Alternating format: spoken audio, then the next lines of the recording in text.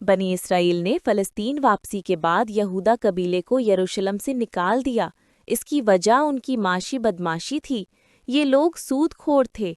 इन्होंने चंद बरसों में पूरे इकोनॉमिक सिस्टम को यरगमाल बना लिया था और बनी इसराइल के बाकी 10 कबाइल इनके बाजगुजार हो गए थे। लिहाजा एक दिन 10 कबीले इकट्ठे हुए और बनु यहूदा को यरूशलेम से निकाल दिया। ये लोग इसके बाद दरियाए उर्दन के मगरबी किनारे पर आबाद हो गए। इनकी तिजारत पर भी पाबंदी लग गई, जिसके बाद इनके पास सिर्फ 2 काम रह गए थे। ये भेड़ बकरियां चराते थे और यरूशलेम में लोहे की भट्टियों में मजदूरी करते थे। ये शाम के बाद शहर में नहीं रह सकते थे। ये इस सुलूक पर रोज़ गिड़गड़ाकर अल्लाह से मदद मांगते थे। अल्लाह ताला को इन पर रहम आ गया और उसने इनमें हज़रत दाऊद अलैहिस्सलाम को भिजवा दिया। हज़रत दाऊद अलैहिस्सलाम को अल्लाह ताला ने बचपन में 2 खूबियों से नवाज रखा था। उनकी आवाज़ बहुत शानदार और पुरअसर थी। वो गाते थे और सुनने वालों की धड़कन रुक जाती थी। इनकी ये खूबी इन्हें बहुत जल्द दरबार तक ले गई।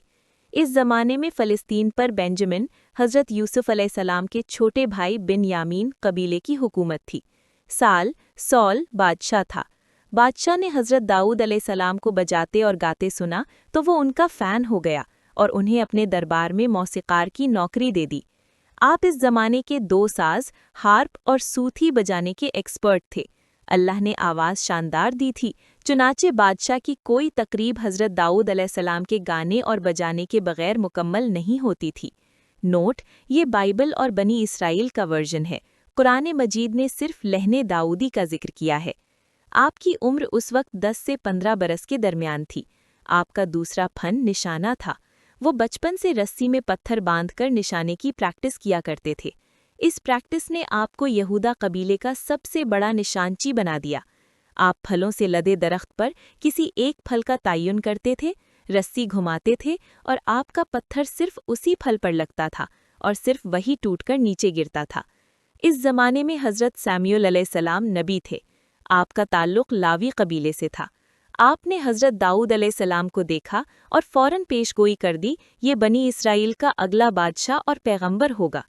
बाइबल में हज़रत दाऊद अलैहिस्सलाम का पूरा वाक़या बुक ऑफ सैमुअल में दर्ज है। बहरहाल, क़िस्सा मुख्तसर 1012 क़ब्ल मसीह में गाथ कौम ने यरूशलेम पर हमला कर दिया। वो लंबे कद के खूनख्वार लोग थे। गुलायत उनका बादशाह था। कुरान मजीद ने इसका नाम जालूत बयान किया है। गुलायत का कद 9 फीट था। वादी अलाह में दोनों फ़ौजों का आमना सामना हुआ। हज़रत दाऊद अलैहिस्सलाम का भाई बनी इसराइल की फ़ौज में शामिल था। आप अलैहिस्सलाम उसे खाना देने के लिए लश्करगाह आए थे। आप अलैहिस्सलाम ने देखा गुलायत मैदान के दरमियान खड़ा है। उसने पूरे जिस्म पर लोहा और तांबा चढ़ा रखा है, सिर्फ उसका माथा खाली है। वो बनी इसराइल को ललकार रहा था, लेकिन कोई उसका मुकाबला करने के लिए बाहर नहीं निकल रहा था। हज़रत दाऊद अलैहिस्सलाम के थैले में उनकी रस्सी, अंग्रेज़ी में स्लिंग और अरबी में इसे गोफन कहते हैं, और 5 गोल पत्थर थे। आप अलैहिस्सलाम ने रस्सी में एक पत्थर बांधा और दौड़कर गुलायत के सामने खड़े हो गए। हज़रत दाऊद अलैहिस्सलाम बमुश्किल उसके घुटनों तक आ रहे थे। गुलायत ने गडरिए और बच्चे से लड़ने से इनकार कर दिया। उसने बनी इसराइल की लान तान भी शुरू कर दी, जबकि हज़रत दाऊद अलैहिस्सलाम अपनी रस्सी सर पर घुमाने लगे। तकरीर करते हुए गुलायत जूं ही उनकी तरफ मुड़ा, रस्सी में बंधा पत्थर सीधा उसके माथे पर उस जगह लगा जहां लोहा और तांबा नहीं था। ये चोट नाकाबिले बर्दाश्त थी। वो कटे हुए दरख्त की तरह ज़मीन पर गिर गया। हज़रत दाऊद अलैहिस्सलाम ने उसी की तलवार उठाई और उसका सर कलम कर दिया। ये सब कुछ चंद सेकंड में हो गया और लोग सख्ते के आलम में देखते के देखते रह गए। यूं बनी इसराइल जंग जीत गए। बादशाह साल ने इसके बाद अपनी बेटी की शादी हज़रत दाऊद अलैहिस्सलाम से कर दी और उन्हें इक़्तिदार में शरीक कर लिया। यहाँ से बनु यहूदा की इज़्ज़त की बहाली का सिलसिला शुरू हो गया। 1010 क़ब्ल मसीह में बादशाह के इंतकाल के बाद हज़रत दाऊद अलैहिस्सलाम बादशाह बने और मुल्क बनु यहूदा के कब्ज़े में चला गया। अल्लाह ताला ने बाद आज़ां हज़रत दाऊद अलैहिस्सलाम को पैगंबरी, बादशाहत और किताब तीनों से नवाजा। तौरात के बाद अल्लाह की दूसरी किताब ज़बूर हज़रत दाऊद अलैहिस्सलाम पर उतरी। अल्लाह ने लोहे को भी उनकी उंगलियों में मसख्खर कर दिया। लोहा उनके हाथ में मोम हो जाता था। बनु यहूदा मुश्किल दिनों में लोहार बन गए थे। ये लोग धातुओं का कारोबार करते थे। धातुओं का बिजनेस आज भी यहूदियों के कब्जे में है। हजरत दाऊद अलैहिस्सलाम का खानदान भेड़ बकरियां चराने के साथ साथ ज़रह बख्तर भी बनाता था। आप भी ये फन जानते थे। अल्लाह ने आपके लिए लोहा नरम कर दिया था, चुनाचे आप अलैहिस्सलाम औजार के बगैर उंगलियों से लोहे के टुकड़े मोड़कर ज़रह बख्तर बना लेते थे। आप विसाल तक ये काम करते रहे। हजरत दाऊद अलैहिस्सलाम के दौर में फ़लस्तीन पर बनु यहूदा जोरावर हो गए। ये लोग इस ज़माने में जोधाज, योधाज और यहूदी कहलाने लगे। मैं बात आगे बढ़ाने से कबल आपको ये भी बताता चलूं, ये लोग धातुओं को समझते थे, चुनाचे ये सोने और चांदी का कारोबार भी करते थे। मराको के शहर फैज़ में यहूदियों का महल्ला था। ये वहाँ जेवरात बनाकर बेचते थे। यहूदी या जोधी अंग्रेजी ज़बान में पहुंचकर जियो और जियोश हो चुका था। फैज़ के यहूदी भी जियो कहलाते थे। जियो की वजह से इनके जेवरात ज्वेलरी कहलाने लगे।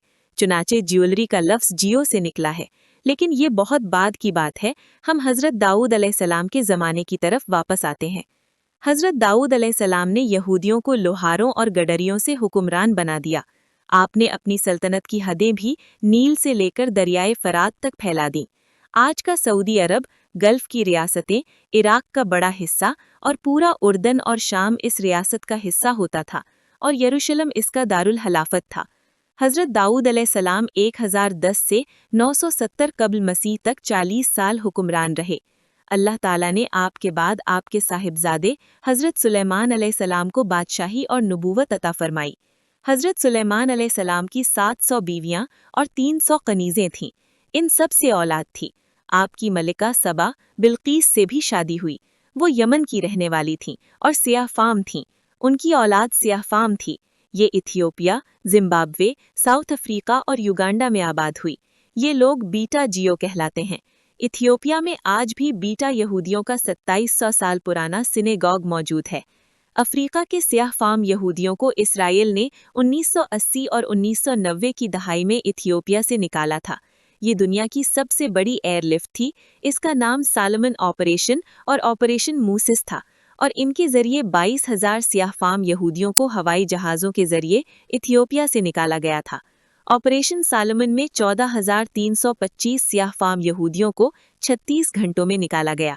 ये आज तक वर्ल्ड रिकॉर्ड है। इसके लिए जहाज़ों की सीटें निकालकर उन्हें हौर नुमा बना दिया गया था ताकि ज़्यादा से ज़्यादा लोगों को लाया जा सके। इस ऑपरेशन में 2 मरतबा एक ही तैयारे में 1088 और 1112 लोग भी लाए गए और किसी को कानो कान खबर नहीं हुई। ये सियाह फाम यहूदी आज भी इसराइल में मौजूद हैं। ये यमनी या बीटा कहलाते हैं। ये लड़ाके और बदतमीज़ हैं, लिहाजा दूसरे यहूदी इन्हें पसंद नहीं करते। आप यहाँ ये जानकर हैरान होंगे कि इसराइल में ईरानी यहूदी सबसे ज़्यादा मुहज़्ज़ब, शाइस्ता और हरदिलअज़ीज़ समझे जाते हैं। ये लोग ईरान कैसे चले गए थे और ईरान से वापस कैसे आए, ये मैं आपको आगे चलकर बताऊंगा। हज़रत दाऊद अलैहिस्सलाम और हज़रत सुलेमान अलैहिस्सलाम के ज़माने में बनी इसराइल के बाकी 10 कबाइल पीछे रह गए और इक़्तिदार यहूदियों के कब्ज़े में चला गया। ये लोग ज़्यादा शादियां और ज़्यादा बच्चे पैदा करते थे, लिहाजा इनकी आबादी में इजाफा होता चला गया। यहाँ से बनी इसराइल और यहूदी अलग अलग हो गए। बनी इसराइल के 10 कबाइल गायब होने लगे और यहूदी गलबा इख्तियार करते चले गए। लावी कबीले ने जल्द इस हकीकत को तस्लीम कर लिया। ये इनके साथ मिल गए और सिनेगॉग के मुंतज़मीन बन गए। आज भी 90% रबी लावी होते हैं। यरूशलेम को हज़रत दाऊद अलैहिस्सलाम ने दारुल हलाफत बनाया था, जबकि हज़रत सुलेमान अलैहिस्सलाम ने 957 कब्ल मसीह में शहर के ऐन दरमियान हज़रत इब्राहीम अलैहिस्सलाम की मस्जिद अक्सा के गिर्द पहला यहूदी टेम्पल तामीर कराया। ये यहूदी रिवायात में फर्स्ट टेम्पल कहलाता है, जबकि मुसलमान इसे हैकल सुलेमानी कहते हैं। बनी इसराइल के लिए ताबूत सिकीना मुक़द्दस तरीन असासा है। ये अंग्रेज़ी में आर्क ऑफ कोवेनेंट कहलाता है। ये बुनियादी तौर पर लकड़ी का एक संदूक है जिसमें वो 2 तख्तियां हैं जो हज़रत मूसा कोहे तूर से लेकर आए थे।